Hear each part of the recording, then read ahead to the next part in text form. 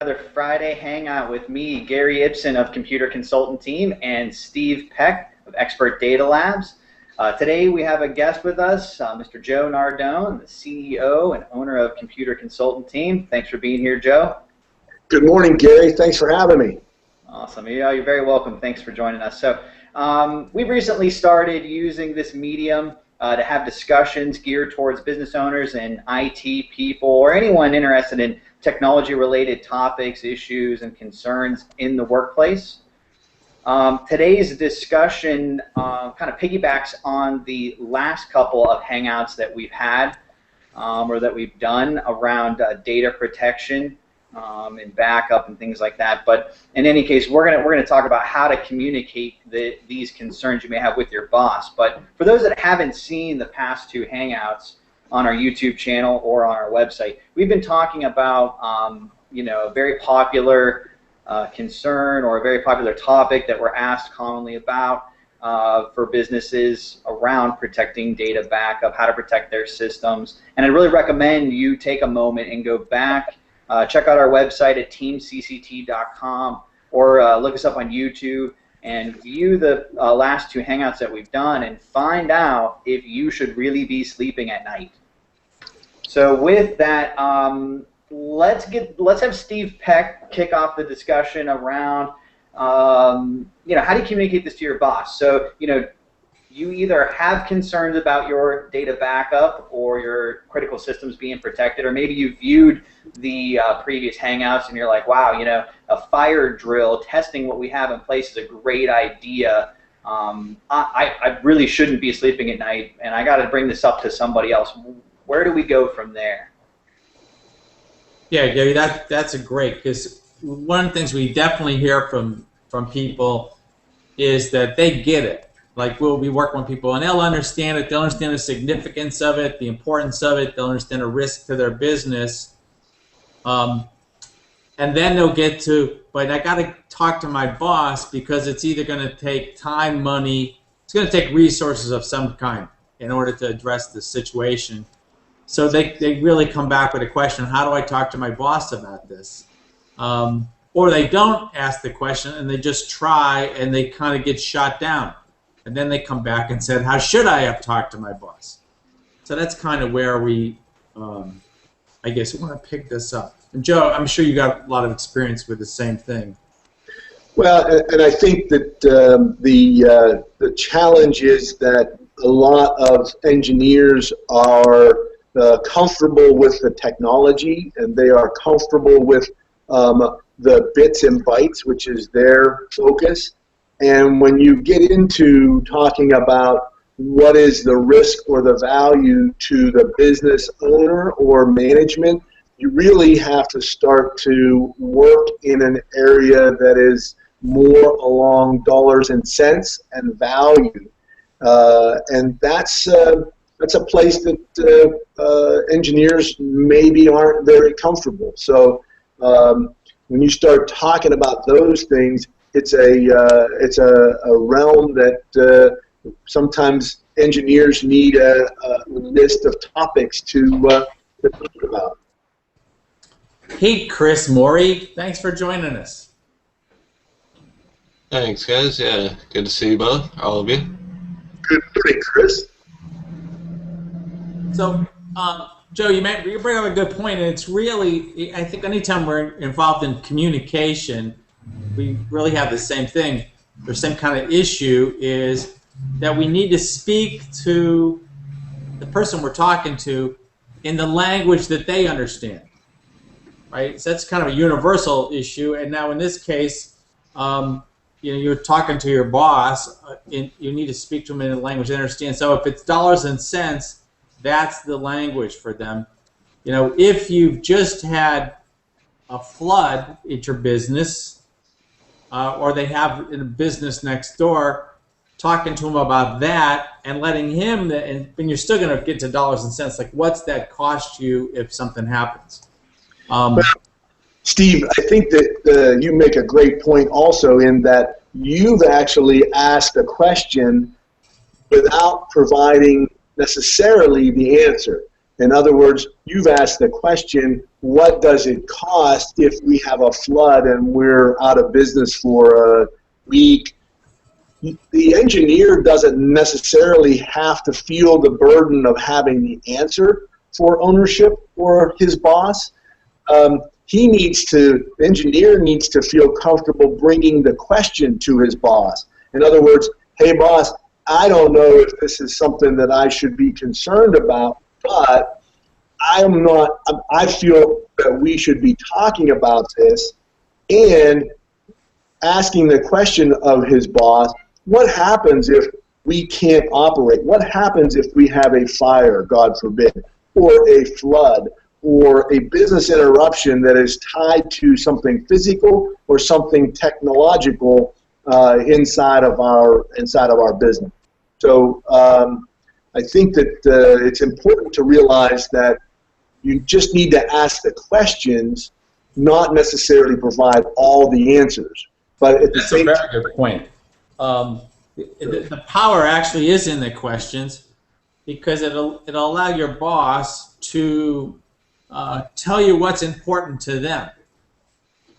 If we have a flood, because that recently we just had a lot of rain here locally, and there was a lot of flooding.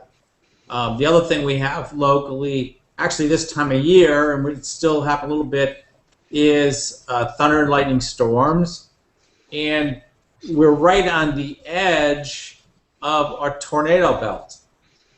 So people, our customers, kind of in the western part of the region we serve, those customers sit and they experience tornadoes.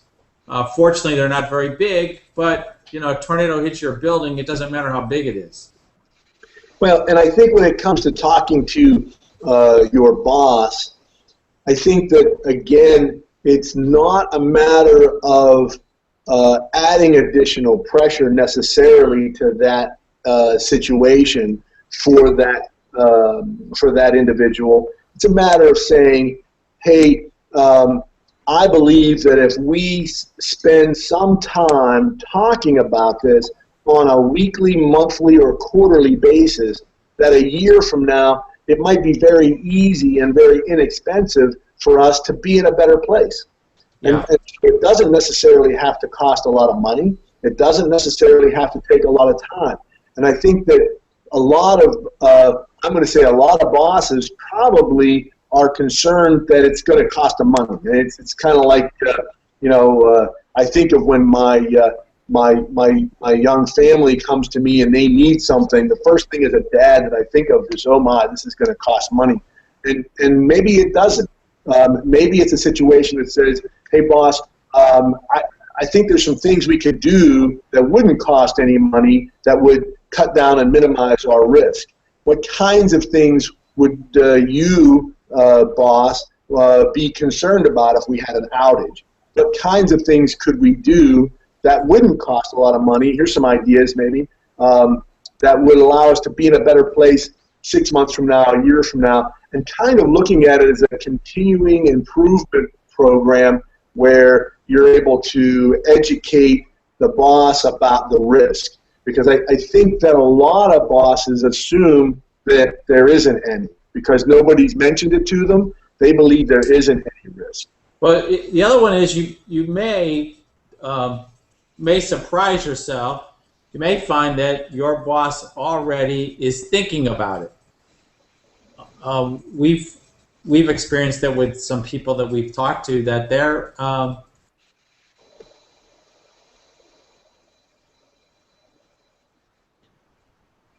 Did we lose you, Steve? It looks like we lost Steve. Yeah, I was going to say, if you couldn't tell, as I mentioned, we just recently started using this tool. So I'm back, I think. Oh, hi, Steve. Your video is still black, though, and your video has been black for most of the Hangout, actually. That's kind of wow. I don't know what that is. Maybe that's, I don't know if it's the case for Gary or not. Yeah, I see a black screen. Yeah. I'm going to do this then. Does that show up? That does show up. Yes. Sweet. Well, we'll talk about that then. That'll be me for the rest of the time, so I won't be black. Just like a black space. Black hole, you know? Talk about what that is right there, Steve. What are we looking at? Say that again? What is that thing that you have up there? What's the information? Okay, well, Average employee this makes. is really an idea of one way you can talk to your boss. Okay, we put together some numbers to give people an idea. You know, if the average employee makes about $25,000 a year, right? Okay. And which is about $100 a day. Okay. Right? And if your business has 100 employees, that means that their payroll is about $10,000 a day. Okay. Make sense so far? It does. Sure does. And if you have $1,000 or $1 million in gross revenue, it means your business makes $2,740 a day in gross revenue. Got it. Okay? So $1 million business with 100 employees, if you're out of business and paying your employees, you're looking at it's costing you about $12,000 to $13,000 a day if you're only a $1 million business. Correct. And that keeps going up. What I like about what you're doing there, Steve, is that you're really not asking the technologist to have the right answers. He's just building a context for a discussion. In other words, he's making some assumptions that may be correct, they may be out of line, but what he's done is he's created a context with his boss where he can say, hey, I was thinking about this. I don't know what everybody makes, but I was just thinking, hey, if everybody averaged $25,000 a year, and I know there's 100 of us, goodness, you know, that's what it would cost if we were down. Maybe it would be worthwhile for us to do some things that might protect the business. Right. That's a good idea. Yeah, most definitely. We actually met with a customer. Chris and I met with a customer not that long ago, and when we asked them, the answer actually was $10,000 a day. You remember that, Chris? Yes, I do. That was it was interesting that they popped up that answer so quickly. Mm-hmm.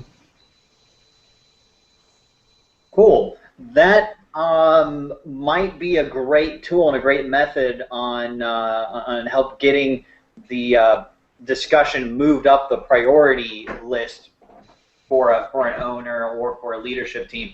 I know that's one of the responses I get when I talk to technologists or I talk to engineers at other different businesses. You know, we say, hey, we're bringing up these questions. You know, what does it cost to be down? Or, you know, what's your system look like? When was it tested? And they say, well, we don't know. We can't get approval for it. And it's one of those things that's on the list, but just gets kind of routinely put off because it's not, made important. So putting a dollar amount on it. Well, you make a great statement, Gary. And you talk about the difference between urgent versus important. And I think what happens in a lot of engineers or a lot of support groups inside of companies is that they're busy doing things that are urgent. In other words, they have individual internal customers who are maybe down or who need an upgrade or who need some service from them. And so those are very urgent functionalities, but they lose sight of the important in the day-to-day firefighting, so to speak, that goes into keeping the business running. That's where an outside organization like us at the Computer Consultant team can be a real asset, because sometimes you can actually bring an outside third party in as an excuse to have a discussion. In other words, hey boss, I was talking to this guy who does consulting work in the technology field. He was telling me this story, and it made me think about our situation. I was wondering if maybe we should have him come in for a half an hour, just meet with us, and talk a little bit about what his experiences are. That can be a very, very easy way to bring up the discussion and to have somebody who's used to asking those questions kind of sit down in the room and say, what is important and how do you protect against it? So, those experiences can be very valuable to them. Absolutely. I mean, I definitely think there are some people out there that may not feel comfortable bringing up these questions or bringing up these concerns, and that's where, as you mentioned, having a third party, having somebody who does this routinely can help out. I know if I was sitting in that chair and I had those questions and those concerns, it would feel good to have a little support in that area. Well, and the other thing, and also emphasize that it's not just my concern. Hey, it's in our best interest to take a look at these. Well, and the other thing is that oftentimes the engineering staff has responsibility to implement any changes, and since they already are probably overworked to start with, they may be adverse to actually bringing those issues up, because it may put additional load on them already. So having somebody else at the table that may be able to help them navigate that or pick up on some of that workload may minimize that risk. So they don't have to feel like, oh no, this was brought up and now I'm going to be stuck to implement it. I've already got way more than I can handle. Having a third party there can help. Okay, great. I mean, I think this has been a great discussion. Does anybody else have any other final thoughts or anything else they'd like to include? Or the only thing I'd want to say, Gary, is that if you're watching this and if you find it valuable, leave us a comment that's valuable. If you have some suggestions, that would be great. The other ones, don't be afraid to reach out to us, with your situation, and maybe see if we can give you some ideas. And if you want to engage us to come and talk to your boss, we can do that too. Awesome. Thanks for that, Steve. Appreciate that. All right, great. Well, with that, I want to thank everybody for viewing. Thank everybody for participating today. And I hope you find this valuable. And again, I invite your comments. I invite you to check out our website at teamcct.com and find us on YouTube as well to view the previous and past Hangouts. And we look forward to chatting with you again soon. Thanks. Thanks, Gary. Thanks, everybody.